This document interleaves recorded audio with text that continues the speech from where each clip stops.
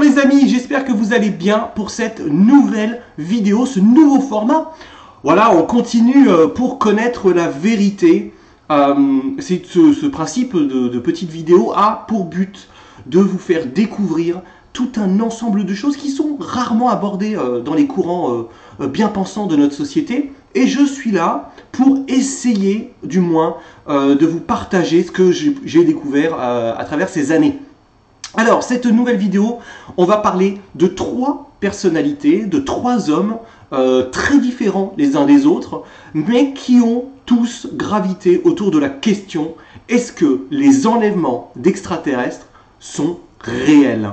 Alors vous allez me dire, il y en a plein qui vont dire: mais qu'est-ce que c'est que ces histoires? C'est des trucs à dormir debout. Effectivement, c'est ce que le grand courant de pensée veut nous faire croire. Mais aujourd'hui, on va découvrir que des gens extrêmement sérieux, très pointus, ont dédié soit leur vie entière, soit une partie de leur vie à essayer de découvrir si ce phénomène était physique et réel. Alors, on va commencer, parce qu'il faut commencer par un sacré bonhomme, un homme qui n'a pas le profil pour étudier ce genre de choses, mais pourtant, qui va, durant les 10-15 dernières années de sa vie, se consacrer à ses travaux, à essayer de comprendre si ce phénomène est réel. Alors, son nom, c'est le professeur John Mack, universitaire d'Harvard, diplômé, reconnu par ses pairs, prix Pulitzer en 1977. Bref, ce garçon a un passé professionnel, universitaire, qui peut faire trembler en gros les gens qui sont autour de lui, tellement ses travaux sont pris au sérieux. Il va étudier la conscience, il va étudier tout un ensemble de choses, la psychologie humaine. Bref, cet homme, à travers plusieurs rencontres, va décider, dans les années 90, début 90, de se consacrer à la question: est-ce que le phénomène d'enlèvement extraterrestre est réel? Parce que on voit tout un ensemble de témoignages à travers la planète, à travers différents pays, différentes cultures, différentes époques. Parce que ce que beaucoup d'entre vous pensent, c'est que les témoignages extraterrestres sont un phénomène récent, un phénomène probablement lié à la littérature ou au cinéma. Eh bien, ce n'est pas le cas. Les témoignages d'enlèvement et les rencontres extraterrestres datent de presque le 1er, le 2e, le 3e siècle de notre ère. On a des témoignages extraordinairement intéressants que John Mack et d'autres vont étudier.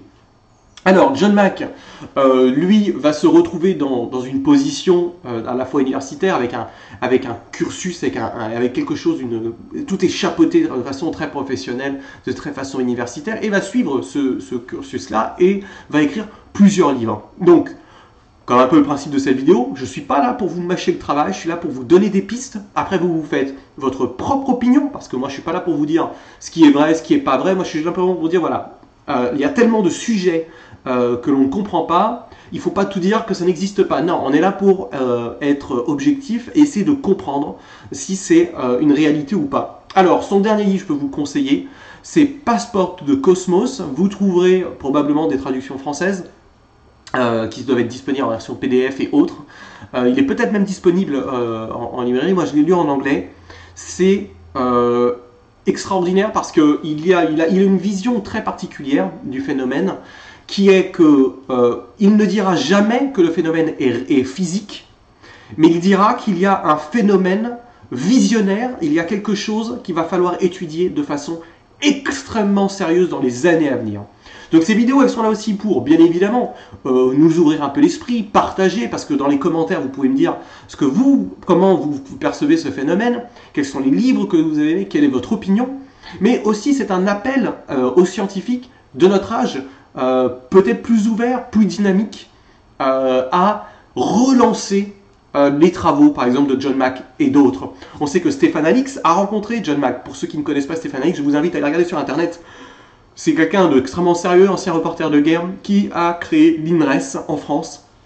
Bref, un sujet qui au final est beaucoup plus sérieux que veut nous faire croire tout un ensemble de médias extrêmement bien pensants. Bref, La deuxième personnalité qui est aussi liée à John Mack, parce que vous allez voir qu'ils sont tous un petit peu liés, c'est Bud Hopkins. Bud Hopkins est un New-Yorkais, artiste reconnu. Il fera des apparitions dans le New York Times, il fera pas mal d'apparitions à gauche à droite pour ses œuvres, mais aussi pour sa passion, sa dévotion qu'il va mettre à essayer de rencontrer tous les enlevés, tous les enlevés par les extraterrestres. Et donc du coup, il va écrire une série de livres, je vous en parlerai de deux très rapidement, mais il va, lui, essayer de compiler toutes les informations, tous les témoignages, il va rentrer dans les plus grandes histoires sur les enlevés, et essayer de démêler le vrai du faux. Les travaux de Bud Hopkins et sa perception du phénomène, pour lui, sont plus appuyés que John Mack. Il dira que c'est un phénomène réel et physique. Et c'est vrai que moi, par exemple, j'ai pas autant d'expérience, bien sûr, que ces deux hommes-là, mais j'ai eu l'occasion de rencontrer dans ma vie plusieurs enlevés par des extraterrestres. Et il y a quelque chose d'assez étrange, quelque chose que bon nombre d'entre eux disent, John Mack, Bud Hopkins, c'est ils ont une certaine conscience du monde, peut-être un peu plus spirituelle et un peu plus écolo, comme diront certains. C'est assez étrange. Ils se ressemblent, leurs témoignages se ressemblent, mais sans se copier. Bref, en tout cas, je vous invite vraiment à vous plonger dans les travaux de Bud Hopkins et John Mack, parce que ça vaut le coup, au final, d'essayer de comprendre que ce phénomène n'est pas un truc bidon, n'est pas un truc juste là pour faire sensation. Les deux livres de Bud Hopkins que je vous conseille, c'est Missing Time, et le deuxième, c'est Art, Life and UFOs. Donc le dernier, c'est le dernier livre qu'il a écrit. C'est essentiellement sa vie, sa passion, la dévotion, l'énergie qu'il a mis pour essayer de comprendre si ce phénomène était réel. Et vous allez voir, il va tendre la main à ces gens qui vivent une vraie douleur, parce que mettez-vous à la place 2 minutes de ces gens qui partent du principe que ce phénomène est réel. Ces gens vivent quelque chose qui, globalement, par la majorité d'entre nous, est risible. Quelle destruction cela peut-il avoir sur leur famille et sur eux-mêmes? Je crois que l'homme du 21e siècle, du 20e, du 19e, du 18e, globalement, l'homme perd de plus en plus d'empathie pour les autres. N'oubliez jamais. Et si c'était réel? Alors, oui, il y en a qui me diront, oui, mais et si c'est pas réel? Oui, mais quel est le mal à étudier et à se poser les questions? Le but, c'est de découvrir la vérité. On est tous d'accord. Je pense qu'on est tous d'accord. Le troisième bonhomme, qui est un spécialiste en pédiatrie, chirurgie, qui s'appelle Dr Lair, lui va être amené un peu par hasard dans ce sujet-là, parce qu'il va opérer une patiente et il va découvrir un objet, ce qu'on appelle un implant, dans l'une de ses jambes, dans son pied, il me semble, le pied gauche. Et il va être un peu surpris de ça, et puis au début, bon, c'est pas quelque chose qu'il prend forcément au sérieux, et de fil en aiguille, il va se consacrer à travailler avec les témoins de Bud Hopkins, qui potentiellement se sont fait enlever, et on va découvrir une série d'implants. Alors vous allez me dire, X-Files. Dites-vous une chose, c'est que Chris Carter, X-Files et tout ça n'ont rien inventé. Ils ont simplement lu des rapports de police, des rapports médicaux sur tel ou tel phénomène, et après ils en ont fait une fiction. Dr Lair a un profil très intéressant, de par son activité en tant que chirurgien, et va écrire plusieurs livres. Il y en a un qui est très bien, qui est en français pour le coup, celui-là j'en suis sûr, parce que je l'ai en stock, dans ma librairie, dans ma bibliothèque. C'est OVNI et Implant de Dr Lair. Alors je vous mettrai les noms bien évidemment dans la description de tout ça. Et puis voilà, j'espère que cette vidéo, ce nouveau format vous plaît, parce qu'on est là pour se poser des questions, pour réfléchir ensemble.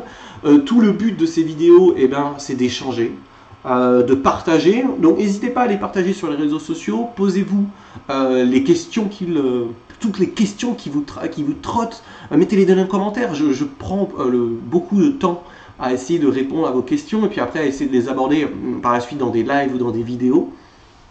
Voilà, j'ai envie de vous dire merci pour cette nouvelle vidéo. J'espère qu'elle vous a plu. John Mack, Bud Hopkins, Dr. Lair. Pour commencer dans la thématique enlèvement extraterrestre, ces trois garçons-là, c'est mon choix. Foncez, regardez leurs travaux, vous allez être surpris. Je vous remercie. N'oubliez pas de vous abonner à la chaîne. N'oubliez pas de mettre un petit pouce bleu, de partager, un commentaire.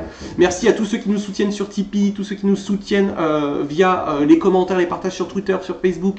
Bref, je vous embrasse. À très bientôt pour une nouvelle vidéo, les amis.